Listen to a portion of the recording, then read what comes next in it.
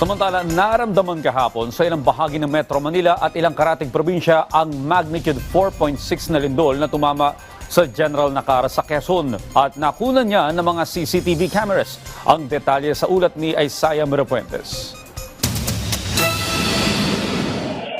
Nakuna ng CCTV ng isang pamilya sa Valenzuela ang lindol na naramdaman kahapon pasado alas 12 ng tanghali.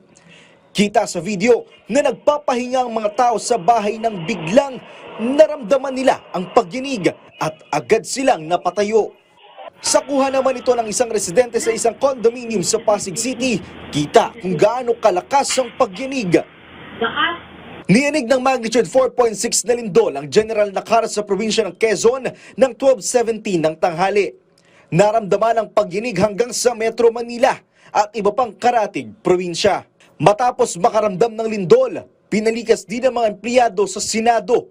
Maging si Senator J.V. Ejercito na nasa hearing ay lumikas rin. Medyo malakas yung yung lindol, kaya sinuspend muna yung aming hearing. Kaya lahat, requirement, syempre, kailangan lumabas ng building. SOP, we have to make sure that there's no structural damage. Agad sinuri ng mga otoridad ang gusali para tiyaking ligtas ito.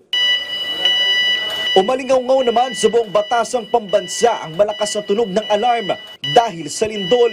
Naglabasan rin ng gusali ang lahat ng kawani ng kamera, kabilang lamang miyembro ng media. Kasi nga parang sa akin parang may nag-push sa kinauupuan ko. Hindi naman ganun kalakas. Para lang talagang ordinaryong tumulak lang. Naglabasan rin ang mga empleyado ng Presidential Communication Office sa Malacanang. Kaagad nagsagawa ng emergency meeting ang NDRRMC kasama ang mga regional offices ng OCD. Ayon sa OCD, walang naitalang damages at nasaktan dahil sa lindol. Kasalukuyan na rin silang gumagawa ng assessment para sa kalidad ng mga infrastruktura tulad ng dam. Isaiah Mirapuentes para sa Pambansang TV sa Bagong Pilipinas.